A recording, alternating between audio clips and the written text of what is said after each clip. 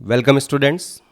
पिछले कुछ लेक्चर में हम डिफरेंट एविडेंसेस के बारे में बात कर रहे हैं in favour of organic evolution, biological evolution. कौन कौन से ऐसे एविडेंसेस रहे, हमने फॉसिल रिकॉर्ड्स के बारे में बात की, हमने anatomical and morphological characters like homologous organs, analogous organs के बारे में बात की।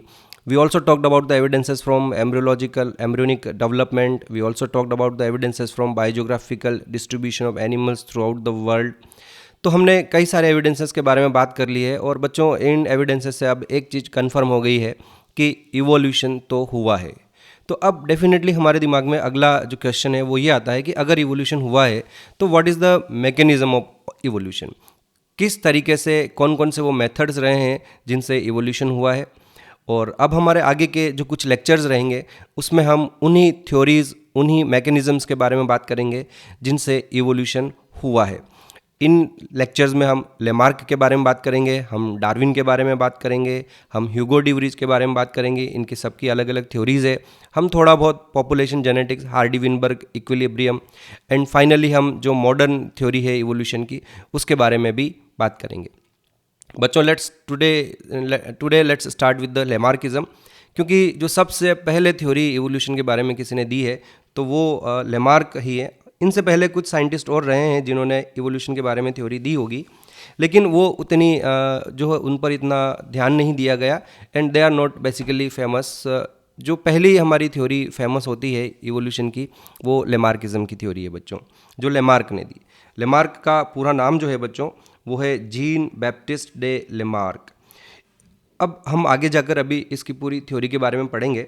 इसकी थ्योरी को जो हमने नाम दिया है that is theory of inheritance of acquired character.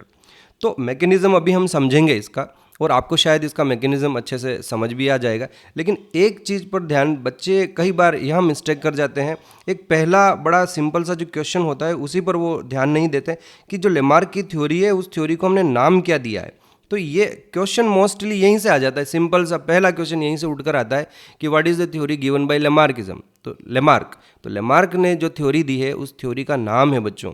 और हमें इस थ्योरी को जो अभी पूरा सीखना है, समझना है, तो इस थ्योरी का टाइटल अपने दिमाग में अच्छे से रखें। टाइटल ये है the theory of inheritance of acquired character. हम इस बारे में बात करेंगे कि ये एक्वायर्ड कैरेक्टर क्या होते हैं और कैसे इनकी इनहेरिटेंस होती है। लेमार्क में हम इसी को बारे में पूरा डिस्कस करेंगे। ध्यान रखें, फिर से जोर दे रहा हूँ मैं आपको और याद रखने के लिए कह रहा हूँ, आप एक चीज़ एटलीस्ट ये पहला अच्छे से दिमाग में रखें कि जो लेमार्क ने थ्योरी दी है इवोल्यूशन की, उस थ्योरी का नाम क्या है। The name of the theory given by Lamarck is theory of inheritance of acquired character. तो ये हमारे लिए सबसे इम्पोर्टेंट क्वेश्चन लेमार्किज्म से बनता है।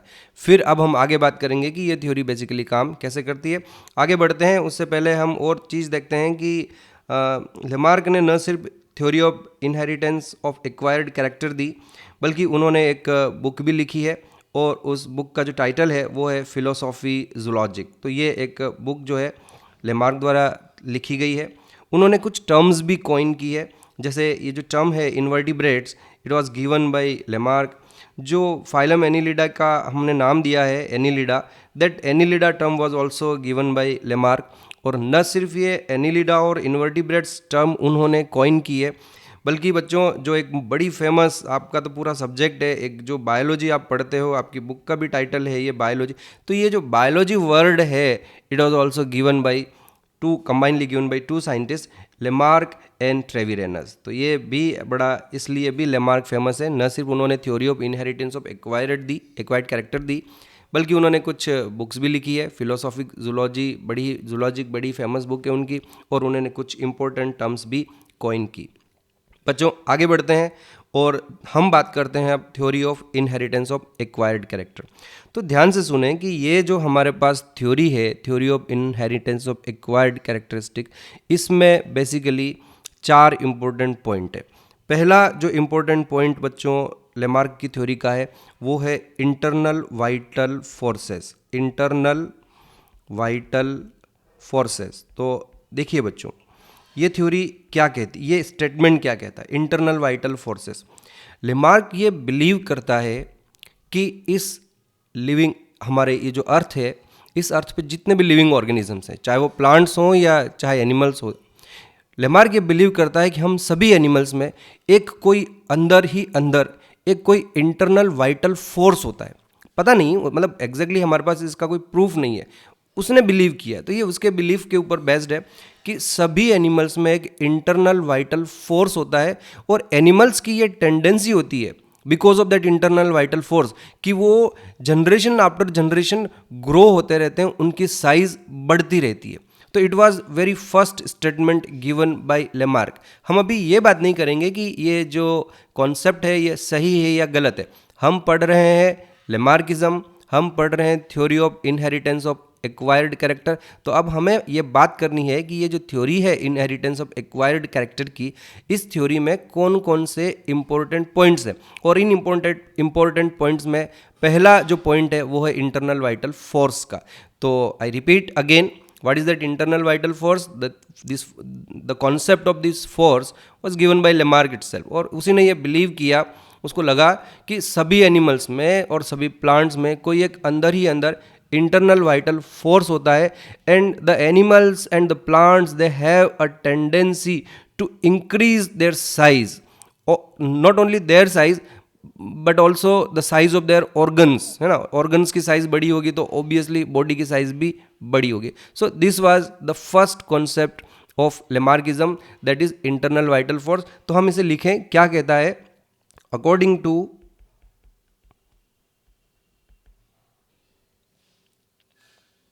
तो बच्चों ये हमारे पास पहला उसका कॉन्सेप्ट हुआ, पहला उसका स्टेटमेंट है, that is about internal vital force. According to this, all organisms have an internal vital force, and because of this force, organisms have tendency to increase the size of their organs and their entire body। दूसरा जो उसने statement दिया है बच्चों, that is about effect of environment and new needs। Effect of environment and new needs. Okay, समझे कि ये statement क्या है। According to this statement Lamarck ये कहता है कि एनवायरनमेंट जो है वो चेंज होता रहता है, और एनवायरनमेंट के चेंज होने के कारण एनिमल्स में नई नीड्स डेवलप होती है। और बड़ा ही ईजी वे में उसने बोल दिया कि जैसे ही किसी एनिमल में कोई नीड डेवलप होती है because of the changing environment, तो उस नई नीड के कारण the organism they develop new structures, they develop new organs. तो बड़ा ही सिंपली वे में उसने बोला कि सिंपली किसी एनिमल की कोई डिज़ायर है। अब डिज़ायर क्यों है वो हमें ध्यान देना है कि desire is because of the change in the environment. कि सपोज किसी लैंड एनवायरनमेंट में कोई एनिमल रह रहा है और वहाँ पर वो घास वगैरह खाता है ना, ग्रेजर है, वो छोटा हर्बीवोर एनिमल है, और सडनली ऐसा कुछ हुआ कि वहाँ पर जो ग्रास लैंड है वो पूरा डिसरप्ट हो गया और वहाँ पर कुछ बड़े बड़े ट्रीज़ बचे। अब एनवायरनमेंट चेंज हो गया और वहाँ पर जो एनिमल जो पहले ग्रेजिंग कर रहा है उस एनिमल की नेक छोटी है। मैं जस्ट आपको एक जिराफ के एग्जाम्पल की तरफ ले जा रहा हूँ कि उसकी नेक छोटी है, और हुआ क्या कि वहाँ पर अब सिर्फ बड़े बड़े पेड़ ही बचे हैं, छोटी जो ग्रास वगैरह है वो सारी ख़त्म हो गई है। तो अब एनवायरनमेंट चेंज हो गया है और एनिमल की नई नीड डेवलप हो गई। नीड क्या डेवलप हुई है कि अब उसे अपनी एक ऊंची लंबी गर्दन चाहिए ताकि पेड़ों से वो पत्तियां खा सके। So just because of that need he believed that they grew their long neck. Is that clear? समझ में आया? तो बड़ा ही सिंपल सा एक स्टेटमेंट है कि because of the changing environment animals develop new needs, and because of that new needs they simply develop new structures और न्यू ऑर्गन्स। तो हम इसको लिख लेते हैं, what is that effect of environment and new needs. So this is our second concept of theory of inheritance of acquired characters, effect of environment and new needs. इसमें उसने simply ये बोला है कि according to this theory changing environment give rise to new needs. Okay, और जो भी नई नीड्स होती है because of the new needs animal develops new structures and new organs. तो ये बच्चों उसका सेकंड स्टेटमेंट था इस थ्योरी का। तीसरा स्टेटमेंट जो उसने यहाँ दिया है वो है बच्चों use and disuse of organs. तो ये आपने बड़ा सुना भी होगा काफ़ी इससे पहले, use and disuse of organs.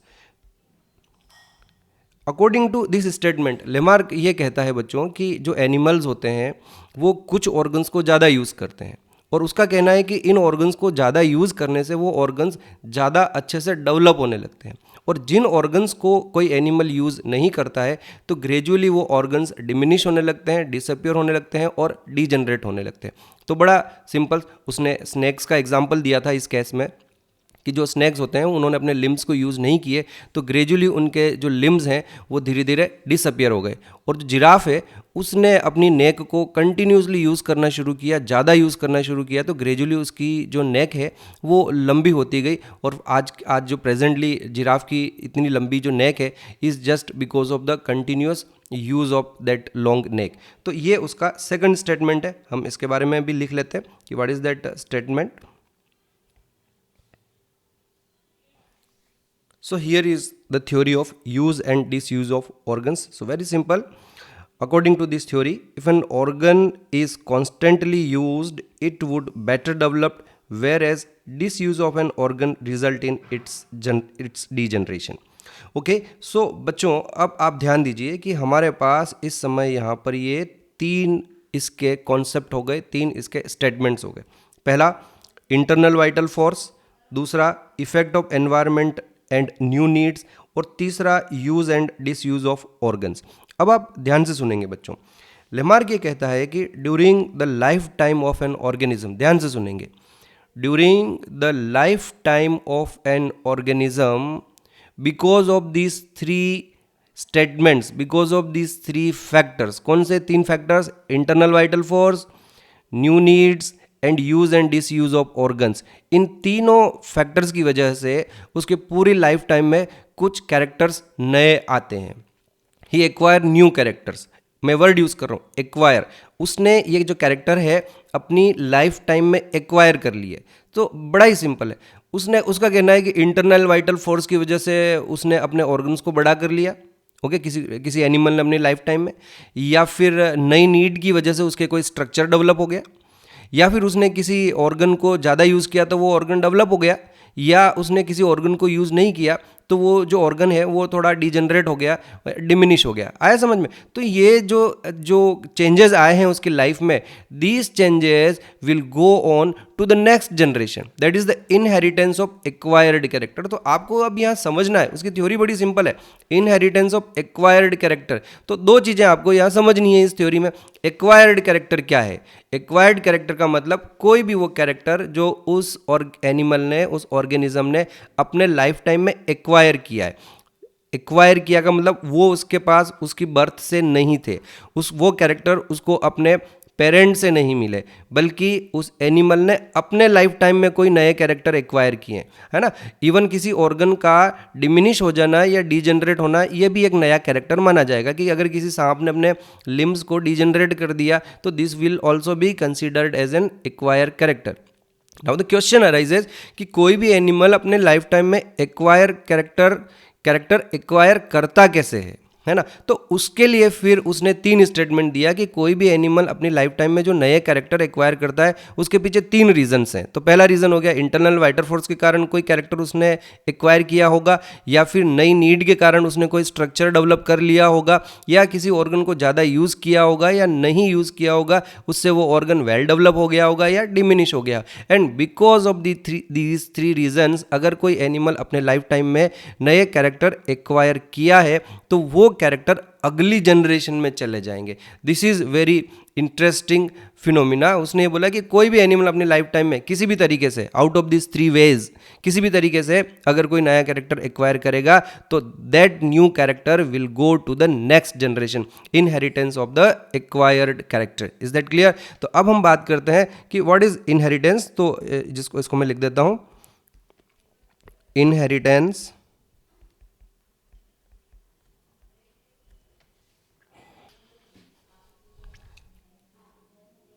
So here is the final statement that during the lifetime of an organism, new characters develop due to internal vital force, new needs, and use and disuse of organs. And then he said, these acquired characters are passed on to the next generation. अब उसका कहना ये है बच्चों कि जो next generation में character जाएंगे, अगली जनरेशन आई, उसके पास अपने पिछली जनरेशन से कुछ कैरेक्टर आ गए।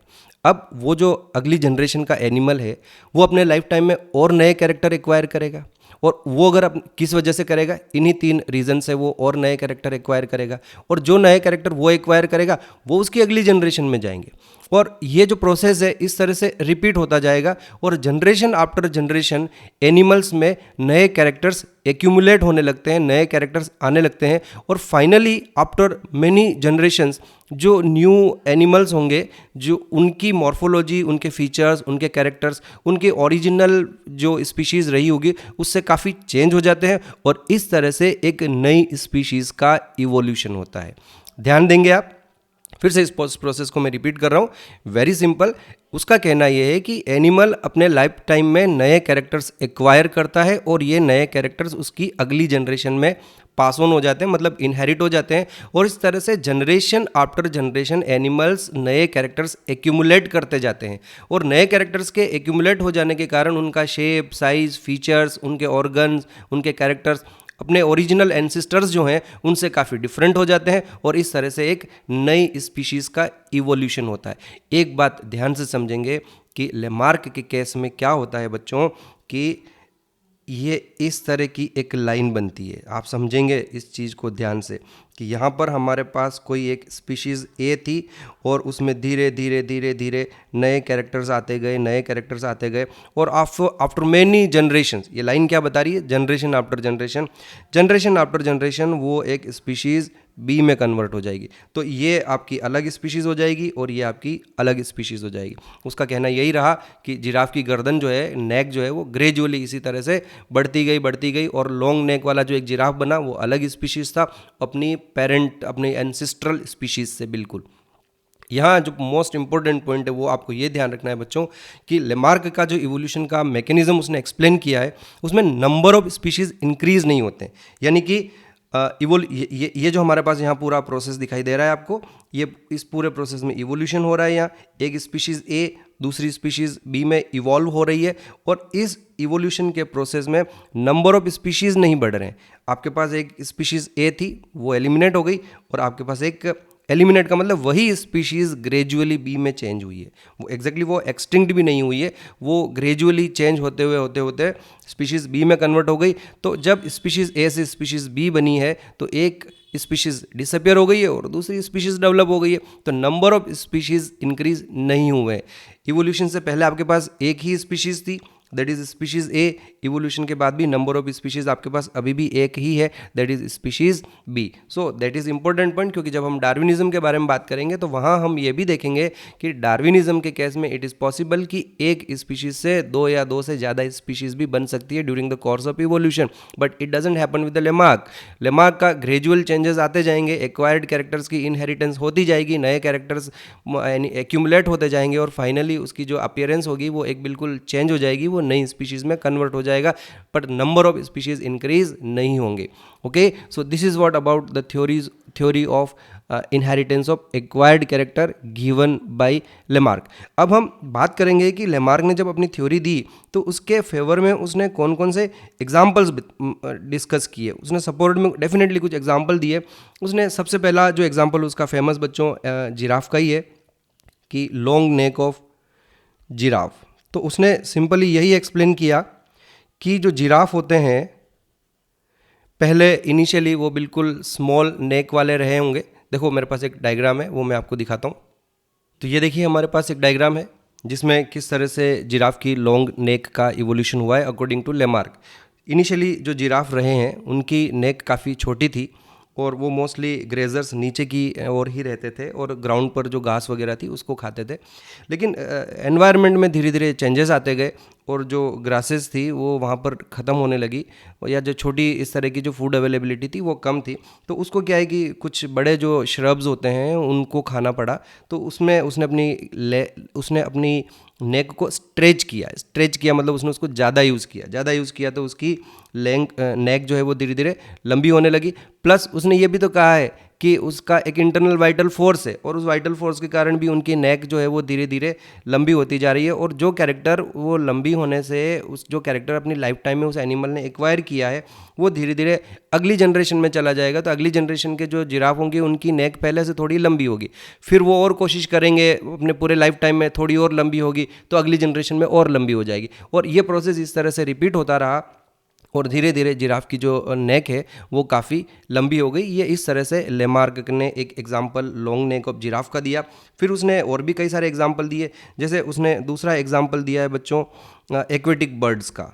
तो आपको पता होगा कि जो एक्वेटिक बर्ड्स होती है उन एक्वेटिक बर्ड्स की जो फिंगर्स होती है, ओके, ये इस तरह से जैसे उनकी फिंगर्स है, तो यू मस्ट बी अवेयर कि उनकी फिंगर्स के बीच में स्किन का एक इस तरह का एक्सपांशन डेवलप हो जाता है, जिसे हम वेब कहते हैं ना। तो ये उसने बताया कि जो एक्वेटिक बर्ड्स रही होगी पानी में जब वो स्विमिंग करती है तो स्विमिंग करते समय उन्होंने अपनी फिंगर्स को ऐसे स्ट्रेच करने की कोशिश करी, ज़्यादा यूज़ करने की कोशिश करी, और स्ट्रेचिंग जब वो करती रही तो स्ट्रेचिंग की वजह से बीच में जो स्किन है वो धीरे धीरे ग्रो होने लगी। तो बड़ा सिंपल सा, ज़्यादा यूज़ करने के कारण प्लस नीड के कारण, उनकी नीड भी रही कि पानी में तैरने के लिए उनके पास ऐसा वेब जैसा कोई एक स्किन का फोल्ड होना चाहिए, जैसा कि हमें ये यहाँ पर दिखाई दे रहा है। तो उनकी just because of this 3 reasons, internal vital force के कारण, यहाँ वाइटल फोर्स हम काम में नहीं ले रहे हैं क्योंकि एक्चुअली कोई बड़ा नहीं हो रहा है स्ट्रक्चर, पर फिर भी हम यहाँ 2 चीज़ें काम में ले सकते हैं, एक तो न्यू नीड और यूज़ ऑफ डिस यूज़। तो ज़्यादा यूज़ करने के कारण वहाँ पर वेब डेवलप होने लगा और नई नीड थी, उस नई नीड के कारण भी उसमें यहाँ पर एक वेब डेवलप हो गया। और एक बार ये वेब डेवलप हो गया स्किन का उंगलियों के बीच में, फिंगर्स के बीच में, तो धीरे धीरे ये कैरेक्टर जो है वो अगली जनरेशन में पास ऑन होने लगे। एक्वेटिक बर्ड्स हैव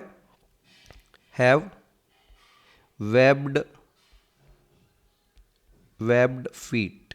ओके, तो दीज आर द एग्जाम्पल्स। एक और एग्जाम्पल उसने दिया बच्चों, जैसा कि मैंने अभी थोड़ी देर पहले बताया, स्नेक्स लॉस्ट देयर लिम्स। तो उसने ये कहा कि जो स्नेक्स होते हैं वो बरोइंग हैबिटेट के होते हैं, तो जब वो बरो बना के बरो में रहने लगे तो उन्होंने अपने लिम्स को यूज़ नहीं किया, क्योंकि बरो में आने जाने से वो बेसिकली उनको यूज़ नहीं कर पाते थे। तो ग्रेजुअली क्या होने लगा कि उनके जो लिम्स हैं वो डिजनरेट होने लगे। तो snakes lost their limbs is because of Lamarck की जो थ्योरी है, और लेमार्क ने जो 3 स्टेटमेंट दिए उनमें से कौन से स्टेटमेंट के according to they lost their legs, तो आप लिम्स, तो आप जवाब देंगे यूज़ एंड डिसयूज़ किया और इसलिए लिम्स जो हैं धीरे धीरे डिसअपियर हो गए। उसके अलावा उसने ये भी बताया कि जो डियर्स होते हैं, जो हिरण वगैरह, जितने भी ये भागने वाले एनिमल्स हैं, they have strong limbs for running. तो उसमें भी उसने सिंपल से यही एग्जांपल दिया कि उन्होंने अपनी लेग्स को बहुत ज़्यादा यूज़ किया, तो बहुत ज़्यादा यूज़ करने से उनकी लेग्स जो है वो अच्छे से डेवलप हो गई, और न सिर्फ डेवलप हुई बल्कि उनके लेग्स स्ट्रॉन्ग भी हो गए। So here you can see that according to Lamarck, deers become good runners by the development of strong limbs। तो strong limb कैसे हुए? बेसिकली उन्होंने कंटिन्यूसली उन लिम्स को यूज़ किया और यूज़ करने से उनके लिम्स जो हैं वो स्ट्रॉन्ग हो गए। एक और एग्जांपल बच्चों लेमार्क ने दिया था अपने उस थ्योरी में, that is the retractile claws of carnivores animals.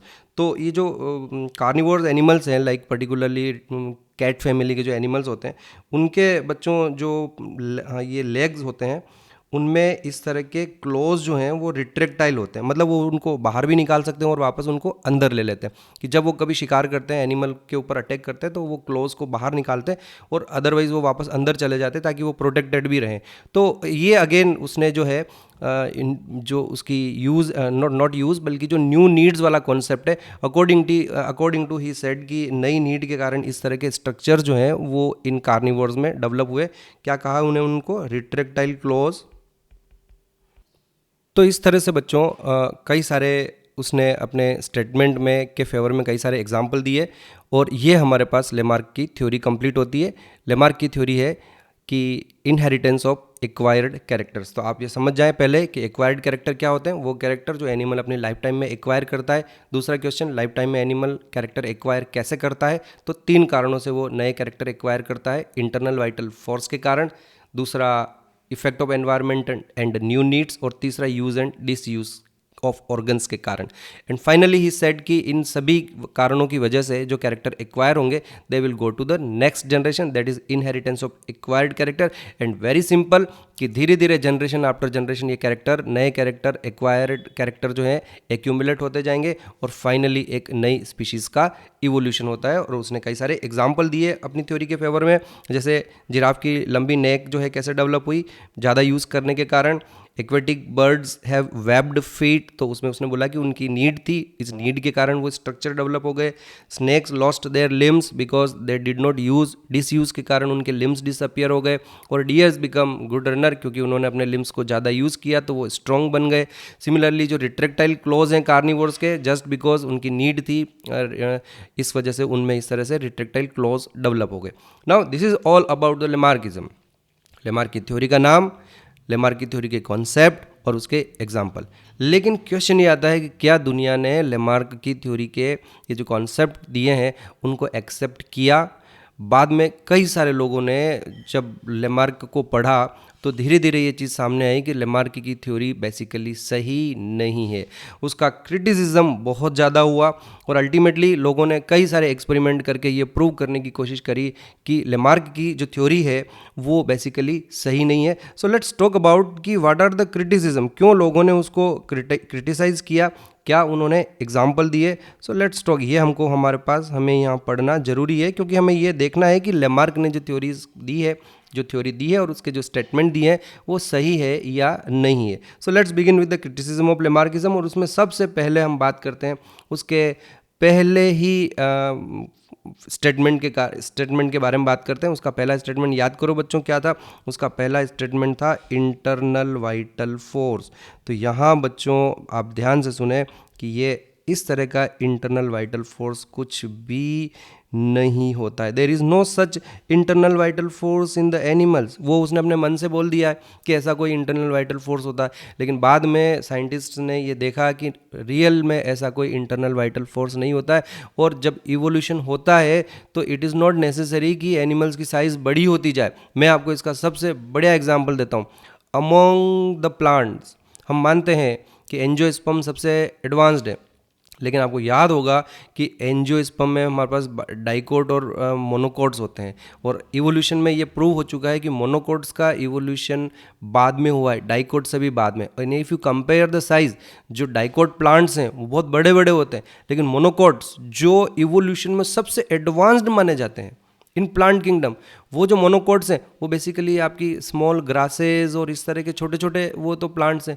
यानी कि those are the most advanced organisms, evolution में सबसे बाद में आए हैं और उनका साइज़ तो सबसे छोटा है। प्लांट में धीरे धीरे उनका साइज़ छोटा हुआ है। तो यहीं से ये प्रूव हो जाता है बच्चों कि ऐसा इंटरनल वाइटल फोर्स कुछ होता नहीं है। और इवोल्यूशन में कई बार ऐसा हुआ है कि जो एडवांस्ड स्पीशीज़ होती है उनकी साइज़ बड़ी ना होकर उनकी साइज़ और छोटी होती है।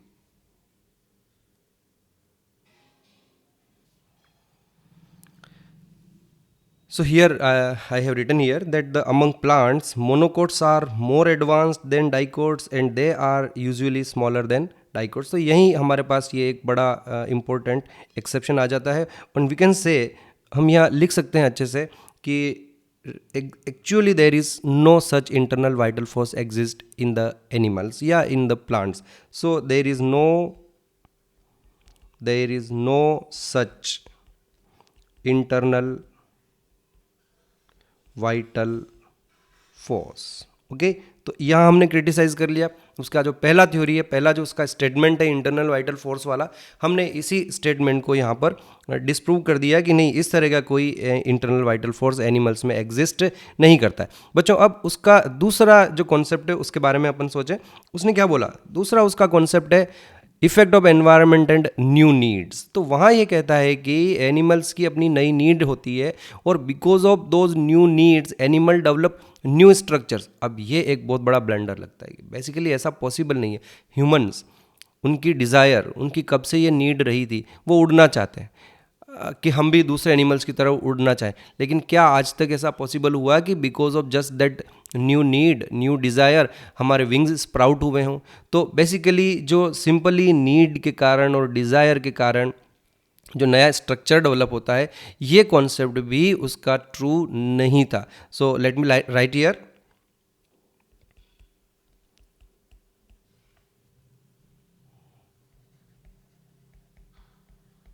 So here I can say I have written here the concept of development of new structure due to new needs is also not true because one cannot sprout wings just by desire.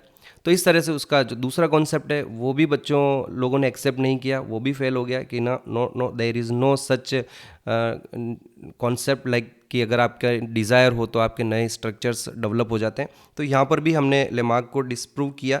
Then उसके against में कुछ और लोग आए और उसका जो तीसरा कॉन्सेप्ट है use and disuse of organs, उस पर भी लोगों ने कई क्वेश्चन मार्क लगाए कि सिंपली यूज़ करने से कोई ऑर्गन ज़्यादा डेवलप नहीं हो जाता और डिसयूज़ करने से कोई ऑर्गन डिसअपियर भी नहीं हो जाता है.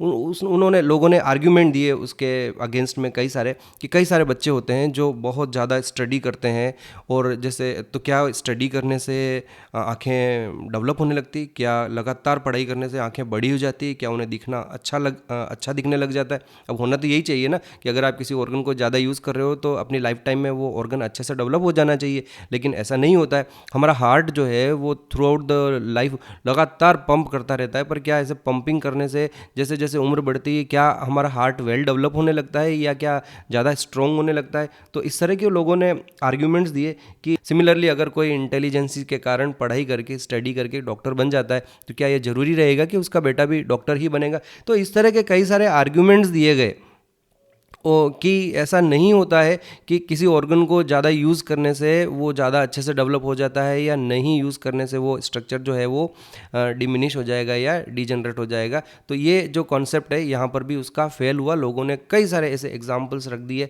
और उन सारे एग्जांपल से ये प्रूव होता है कि जो बेसिकली यूज़ एंड डिसयूज़ वाला उसका कॉन्सेप्ट है वो भी सही कॉन्सेप्ट नहीं है. और फिर तो हम इसको भी यहाँ लिख लेते हैं बच्चों मैंने यहाँ लिखा है कि concept of use and disuse of organs is also not true. और कई सारे ऑब्जेक्शंस हैं, उसमें से 2 ऑब्जेक्शंस मैंने यहाँ लिखे हैं कि eyes of a student do not develop through out the life, कि वो पढ़ता रहे तो उसकी आंखें अच्छे से डेवलप हो जाएगी, या किसी एनिमल का हार्ट जो है वो अच्छे से डेवलप हो जाएगा. हाँ, यहाँ क्या कभी कभार कुछ बच्चों इस तरह से देखने को मिलता है.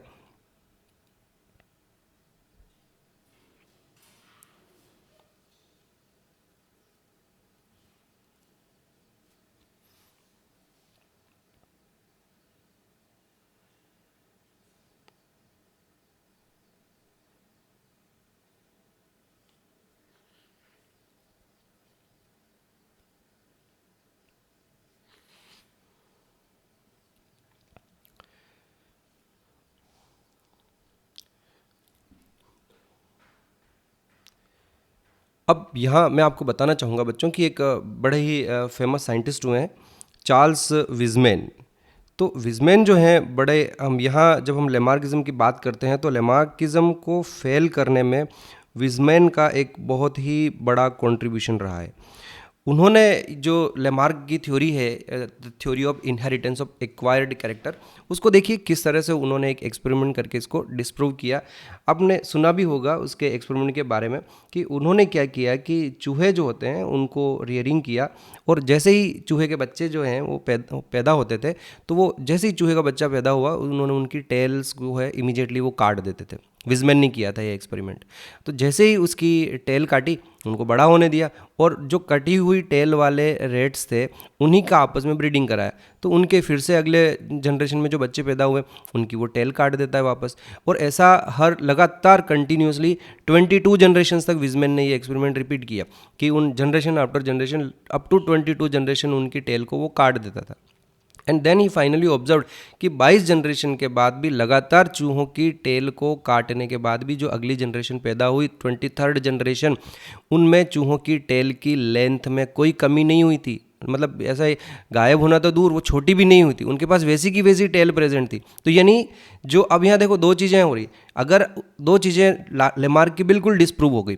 पहली चीज़, उसने टेल काट दी किसी एनिमल की पैदा होते ही, तो उस एनिमल ने अपनी पूरी लाइफ में उस टेल को बिल्कुल यूज़ नहीं किया, यानी डिसयूज़ हो गया. तो इसका मतलब आफ्टर जनरेशन वो जो टेल है वो गायब हो जानी चाहिए या छोटी हो जानी चाहिए, नहीं हुई.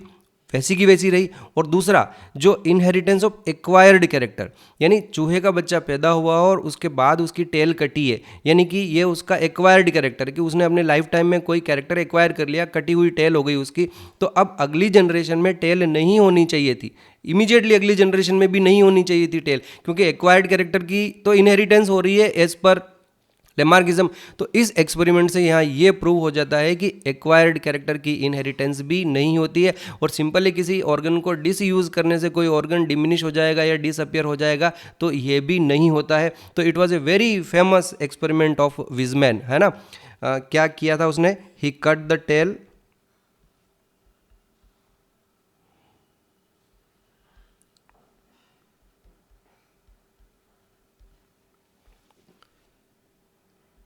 So here you can see his experiment कि he cut the tail,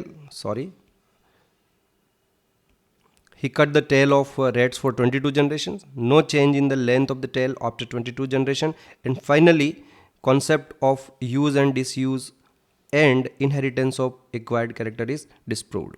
बच्चों ये विजमैन का एक्सपेरिमेंट था, और ध्यान से सुने, अब एक बड़ी मज़ेदार बात बता रहा हूँ। Weizmann is very important scientist, और यहाँ से एक क्वेश्चन भी आता है कि उसने अपना ये जो एक्सपेरिमेंट किया, तो उस एक्सपेरिमेंट करने के बाद विजमैन जो रहे हैं उन्होंने एक अपनी खुद की थ्योरी दी थी, नॉट रिलेटेड टू इवोल्यूशन के मैकेनिज्म को एक्सप्लेन नहीं करती, लेकिन उन्होंने एक दूसरी थ्योरी दी है, और विजमैन की जो थ्योरी है उसका नाम है the theory of continuity of germ plasm. The theory of continuity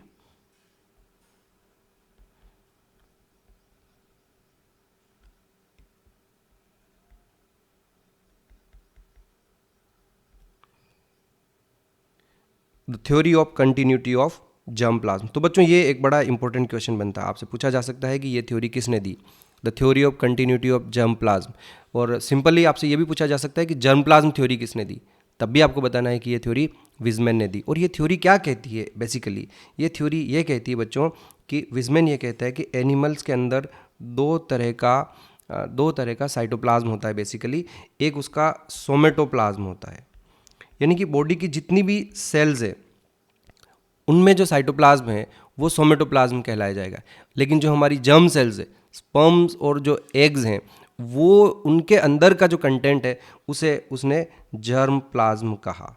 तो ये जो टर्म है सोमेटोप्लाज्म और जर्म प्लाज्म, ये थ्योरी भी ये जो टर्म्स हैं ये भी विजमैन ने दी। आप समझ रहे हैं, जैसे मेरी स्किन की सेल है, मेरे ब्रेन के न्यूरॉन्स हैं, मसल्स हैं, हार्ट है, इंटेस्टाइन है, ये जितना भी मेरा बॉडी के सेल्स हैं ये सब सोमेटोप्लाज्म कहलाए जाएंगे। लेकिन गोनेड्स में, ह्यूमन में, टेस्टिस में या ओवरी में, सिर्फ ह्यूमन की बात नहीं कर रहे हैं हम, सभी एनिमल्स में यही रहेगा कि जो टेस्टिस और ओवरी में जो गोनेड्स में जो सेल्स होगी हमारे, स्पर्म्स जो होंगे और ओवा जो होंगे, उनके अंदर का जो कंटेंट है उसे उसने जर्म प्लाज्म का उसने जर्म प्लाज्म का नाम दिया। Is that clear? तो उसने डिफ्रेंशिएट किया कि किसी एनिमल की बॉडी में दो तरह के फ्लूइड्स हैं, सोमेटोप्लाज्म है और जर्म प्लाज्म है। क्लियर? और फिर उसने आगे ये कहा कि बेसिकली अगर कोई चेंज जर्म प्लाज्म में होगा तो अगली जनरेशन में जाएगा, सोमेटोप्लाज्म में अगर किसी भी तरह का कोई चेंज होगा तो वो अगली जनरेशन में नहीं जाएगा। This was also very important concept given by Weizmann. और आज हम इस बारे में सोच सकते हैं कि मान लीजिए किसी इंसान के स्किन की सेल में या बॉडी के जो दूसरी सोमेटिक सेल्स हैं, लीवर की सेल में किसी भी तरह का कोई म्यूटेशन हो जाता है, किसी भी तरह का कोई चेंज आ जाता है, तो वो अगली जनरेशन में नहीं जाएगा बच्चों। जब तक म्यूटेशन स्पर्म में जो डीएनए है या जो ओवम में जो डीएनए है जिसे हम जर्म प्लाज्म कह रहे हैं, है ना, वहाँ जब तक कोई म्यूटेशन नहीं होगा, वहाँ जब तक कोई चेंज नहीं आएगा, वो अगली जनरेशन में नहीं जाएगा। और नॉर्मली जो लेमार्क है, ध्यान से सुनना मेरी बात को, लेमार्क ने जो कहा ना एक्वायर्ड कैरेक्टर्स, तो एक्वायर्ड कैरेक्टर्स जो भी हैं बच्चों वो एक्चुअली वो जो कैरेक्टर नए आते हैं वो सोमेटोप्लाज्म में आते हैं। अगर किसी बॉडी बिल्डर ने एक्सरसाइज की, मसल्स खूब उसने अपने मसल्स को डेवलप किया, ये सारे चेंजेस कहाँ आ रहे हैं? ये उसके सोमेटोप्लाज्म में आ रहे हैं। मसल सेल्स कौन सी सेल्स है? वो उसकी सोमेटिक सेल्स है, उसकी जर्म सेल्स नहीं है ना। तो यही कारण है कि जो कोई बॉडी बिल्डर होगा उसका बच्चा पहले से वेल डेवलप्ड मसल्स लेके पैदा नहीं होगा, क्योंकि जो चेंज था उसके पेरेंट में, उन्होंने जो कैरेक्टर एक्वायर किया है, उन्होंने जो मसल्स डेवलप किए, वो बेसिकली चेंजेस सोमेटोप्लाज्म में आए थे।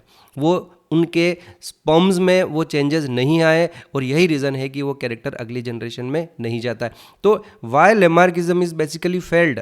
तो सिंपल सी बात है कि लेमार्क ने ये तो कहा कि एनिमल्स अपनी लाइफ टाइम में खूब सारे नए कैरेक्टर एक्वायर करता है, पॉसिबली कर भी लेता होगा, लेकिन उन एक्वायर्ड कैरेक्टर्स की इनहेरिटेंस नहीं हो सकती है। उसको विजमैन ने अच्छे से प्रूव किया। उसने tail generation after generation tail cut करता गया, फिर भी टेल में कभी कोई चेंज नहीं आया ना, टेल छोटी नहीं हुई या डिसअपियर नहीं हुई। तो उसने ये कहा कि जो चेंजेस लाइफ टाइम में एक्वायर किए जा रहे हैं बाय एनी मीन्स, वो बेसिकली चेंजेस सोमेटोप्लाज्म में होते हैं, वो जर्म प्लाज्म में नहीं होते हैं, and therefore this characters are not passed on to the next generation. इसलिए इस विजमैन के एक्सपेरिमेंट के बाद लेमार्क की थ्योरी जो है वो बच्चों, इनहेरिटेंस ऑफ एक्वायर्ड कैरेक्टर, वो बिल्कुल डिस्प्रूव हो जाती है। Is that clear? इसी के साथ एक और एक्सपेरिमेंट के बारे में आपको बताना चाहूँगा। पायने ने भी एक इसी तरह का मिलता जुलता एक्सपेरिमेंट किया था।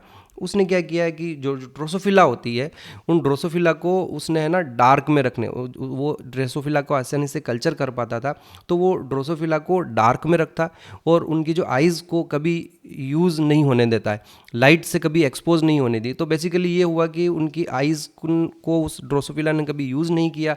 न सिर्फ वो उनको डार्क में रखता, बल्कि उनकी आंखों को उसके ऊपर उसने पेंट भी कर दिया था, एक कलर कर देता है ब्लैक कलर का, ताकि वो जो आंखें हैं वो कुछ देख नहीं पाए। और फिर उसने देखा कि कई जनरेशन्स के बाद भी ड्रोसोफिला की आइज़ में कोई चेंजेस नहीं आया। मतलब ये हुआ ना कि अगर आप किसी ऑर्गन को यूज़ नहीं कर रहे हो तो धीरे धीरे डिमिनिश हो जाएगा, तो वो नहीं हुआ। तो ये पायने का एक एक्सपेरिमेंट था। फिर कुछ लोगों ने और भी इसमें एग्जांपल दिए और ऑब्जेक्शंस किए। जैसे मैं बताऊं आपको कि इंडिया और अफ्रीका और इवन कई सारी ऐसी कंट्रीज़ है जहां body piercing is a common feature. जैसे इंडिया में लोग जो है, जो महिलाएं होती है, वो अपने कान और अपने जो नाक हैं उनमें पियर्सिंग कराती है, छोटे छोटे छेद कराते हैं ताकि वो ऑर्नामेंट्स उसमें पहन पाए। लेकिन क्या आज तक कभी, जनरेशन आफ्टर जनरेशन ये प्रोसेस चलता हुआ आ रहा है, लेकिन क्या आज तक कभी ऐसा हुआ कि किसी वुमेन के कान में या नाक में जन्म के समय पहले से ही छेद रहे हो? नहीं है ना, क्योंकि एक्वायर्ड कैरेक्टर जो भी आपने पियर्सिंग कर रहे हो कान की या नाक की, तो वो सोमेटिक सेल्स में कर रहे हो, और सोमेटिक सेल्स में कोई भी अगर चेंजेस आएंगे तो वो अगली जनरेशन में नहीं जाएंगे।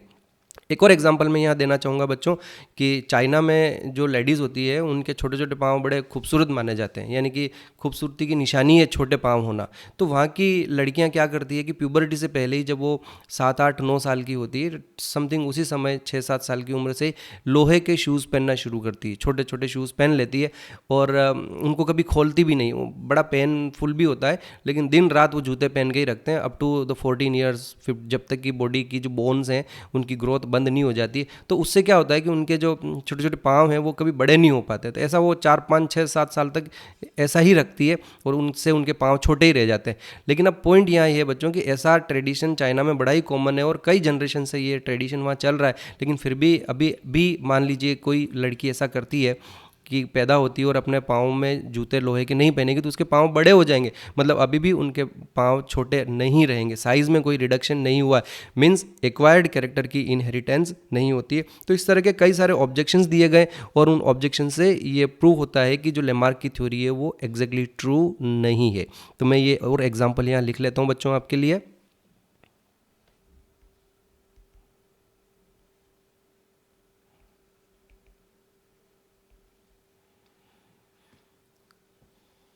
सो दीज आर फ्यू एग्जाम्पल्स जो कि मैंने यहाँ लिखा, जैसा कि Payne he kept Drosophila in dark up to 69 generations. Similarly, piercing of body parts, nose, ear, etc. और iron shoes of Chinese girls. तो ये सब चीज़ें उन्होंने यूज़ किया, लेकिन फिर भी उनके जो कैरेक्टर्स हैं अगली जनरेशन में पास ऑन नहीं हुआ।